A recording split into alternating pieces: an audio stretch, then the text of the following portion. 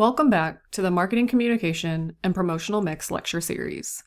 In this video, we discuss the promotional mix elements. The promotional mix is the combination of promotional tools used to reach the target market and fulfill an organization's overall goals.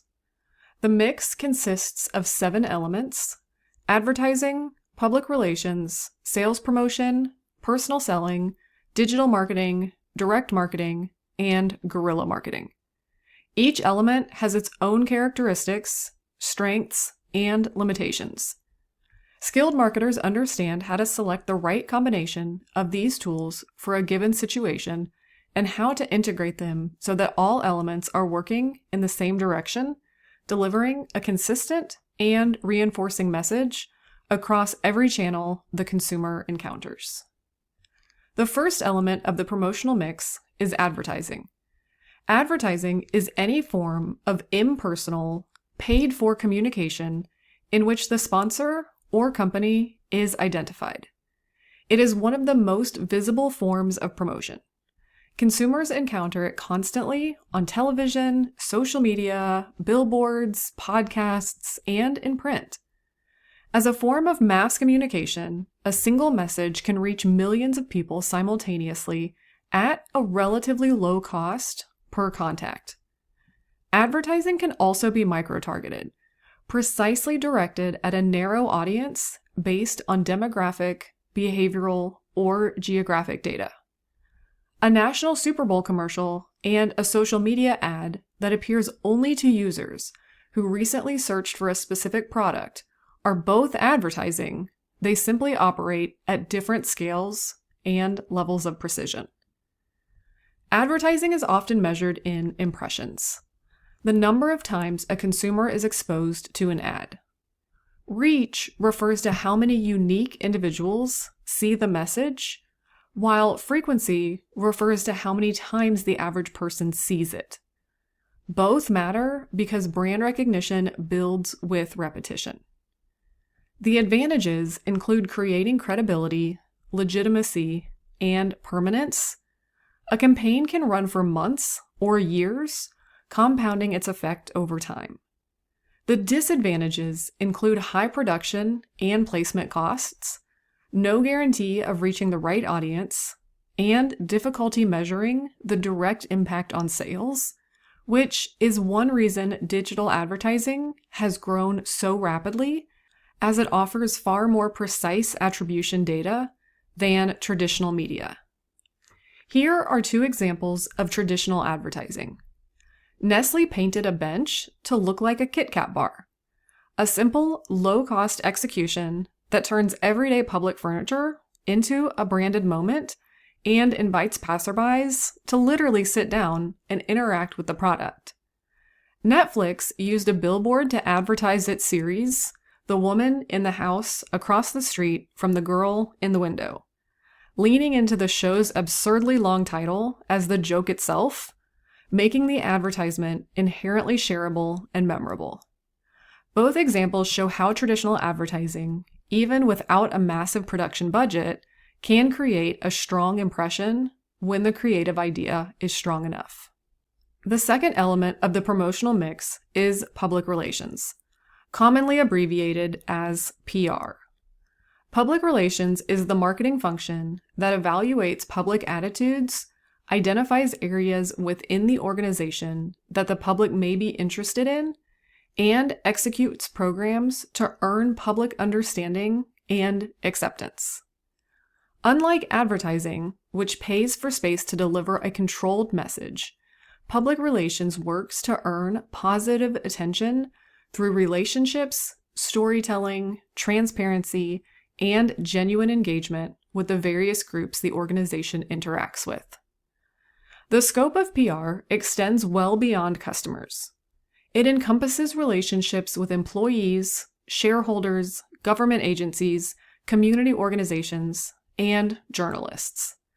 Any group that has an interest in or influence over the organization. A company's reputation with all of these groups collectively shapes its standing in the marketplace.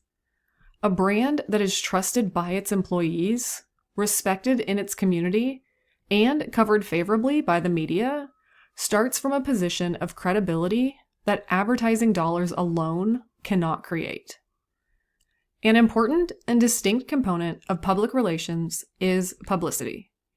Publicity is public information about a company, product, or service that appears in mass media as a news item. The critical distinction is that organizations generally do not pay for publicity, and they are often not identified as the source of the information. When a journalist writes a favorable product review, or a news outlet covers a company's charitable initiative, that's publicity. Because it appears to come from an independent, neutral source rather than the company itself, consumers tend to find it highly credible, often more so than a paid advertisement delivering the same message. The advantages of public relations include the ability to amplify key messages through trusted third-party voices and a high level of believability relative to paid advertising. The disadvantages require careful consideration. Maintaining an effective PR function requires dedicated staff or agency relationships, which represent a real, ongoing cost. More importantly, PR involves a loss of message control. A company can pitch a story or issue a press release, but it cannot dictate how a journalist will frame the coverage.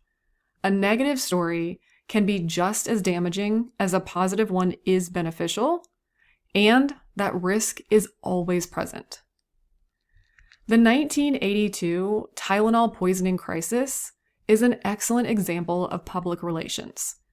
7 people in the Chicago area died after Tylenol capsules were laced with cyanide, a crisis that Johnson & Johnson had no role in causing, but had to manage entirely through its public response. As you watch this clip, think about how the company's actions and communication strategy reflect everything we just covered about what public relations is designed to do. The third element of the promotional mix is sales promotion. Sales promotion consists of marketing activities other than personal selling, advertising, and publicity that stimulate consumer purchasing or dealer effectiveness. The defining characteristic of sales promotion is that it's short-term, action-oriented nature. It is designed to generate an immediate spike in demand by giving the consumer a specific, time-limited reason to act now rather than later. Rather than building brand awareness gradually over time, sales promotion creates urgency. The range of sales promotion tools is wide and varied.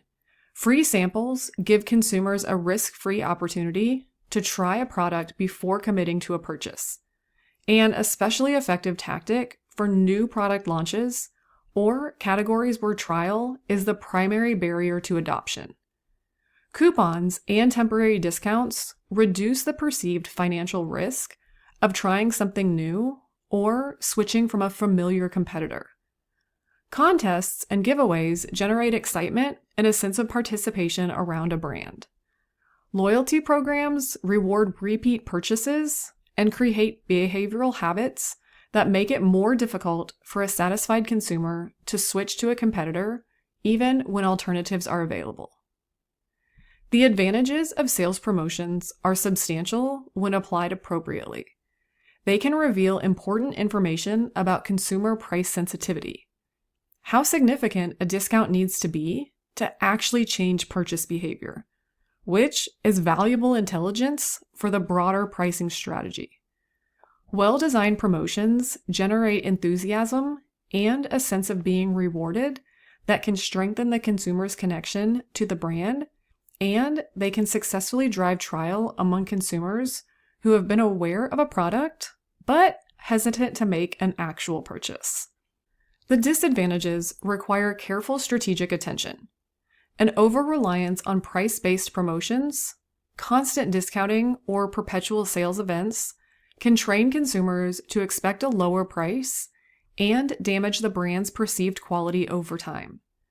Promotions can also fail to reach their intended sales goals if poorly executed or poorly timed. And because they are inherently short-term tools, they do not build the kind of lasting brand equity that advertising and public relations create over time. Sales promotions work best as a complement to, not a replacement for, the broader promotional strategy. Take a look at this clip at Costco. The link is provided below. Free samples are one of the most recognizable forms of sales promotion, and Costco has built it into a core part of the in-store experience. The goal is straightforward. Remove the risk of trying something new by letting the consumer taste the product before committing to a purchase. It is a short-term tactic designed to drive an immediate buying decision right there in the aisle, which is exactly what sales promotion is designed to do. The fourth element of the promotional mix is personal selling. Personal selling is a paid-for communication between two or more people in which a seller attempts to influence a buyer to make a purchase. Unlike advertising, which delivers the same pre-crafted message to everyone simultaneously, personal selling is inherently interpersonal. It takes place in a direct, real-time interaction where the message can be continuously adapted to the specific individual on the other side of the conversation. The traditional form of personal selling involves a planned presentation delivered by a trained salesperson to one or more prospective buyers. This might be a pharmaceutical representative visiting a physician's office to present clinical data on a new medication, a real estate agent walking a family through a property and responding to their specific concerns, or an account executive presenting a software solution to a company's leadership team and addressing technical objections from the IT department. In each case, the salesperson has prepared a structured message, but is simultaneously reading the room and adapting in real time based on the buyer's questions and reactions. The advantages of personal selling include unmatched flexibility. A skilled salesperson can address specific objections with tailored answers that a mass advertisement simply cannot provide. It minimizes wasted effort since the salesperson is engaged with a qualified prospect. Its effectiveness can be measured directly through closed deals and conversion rates, and it actively encourages action in a way a passive advertisement cannot.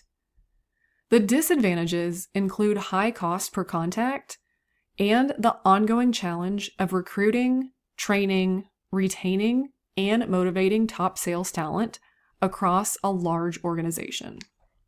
The fifth element of the promotional mix is digital marketing.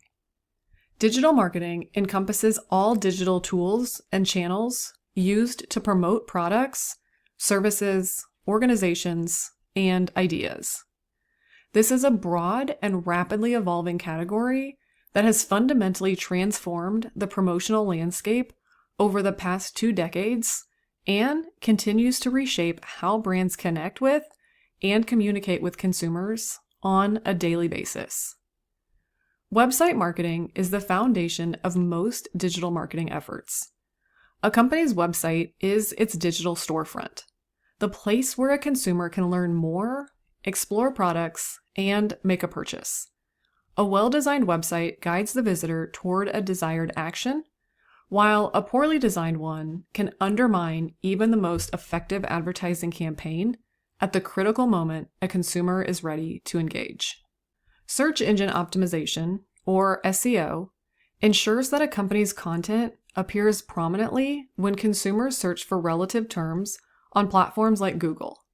Because most consumers begin their purchase process with a search query, ranking highly in those results is enormously valuable. SEO involves using the right keywords, earning credible inbound links, and maintaining technical site quality, all signals that tell search engines the site is authoritative and relevant.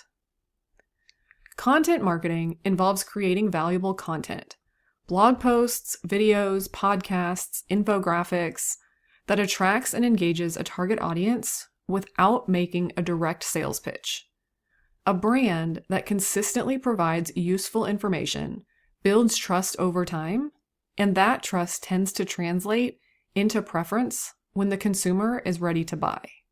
Social media marketing uses platforms to build community, share content, run targeted advertising, and engage with consumers in real time. Each platform serves a different audience. A brand's presence on LinkedIn looks very different from its presence on TikTok or Instagram. Effective social media marketing requires consistency, creativity, and genuine engagement rather than simply broadcasting promotional messages. The sixth element of the promotional mix is direct marketing. Direct marketing allows a company to bypass intermediaries and communicate directly with the individual customer. Rather than broadcasting a standardized message to a mass audience, direct marketing personalizes communication based on what is known about each individual consumer: their purchase history, browsing behavior, stated interests, geographic location, and demographic profile. Digital marketing tools include targeted email campaigns, personalized direct mail, SMS messaging, telemarketing, catalog marketing, and the personalized digital advertisements that appear based on a user's recent online behavior. In each case, the marketer is using data to deliver a message designed to feel directly relevant to that specific person. A consumer who receives an email recommending products related to a recent purchase is far more likely to act on that message than one who receives a generic promotional blast. The advantages are rooted in relevance and measurability. Because messages are targeted based on real data, response rates tend to be higher than with mass communication. Because the interaction is trackable, it is easier to determine which messages led to which actions, making it simpler to calculate return on investment and refine the approach over time.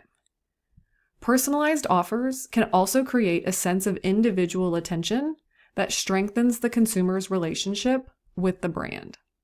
The disadvantages are increasingly significant in an era of growing concern around data privacy. Consumers are more conscious than ever that their personal information is being collected and used to target them, and many find this uncomfortable or intrusive.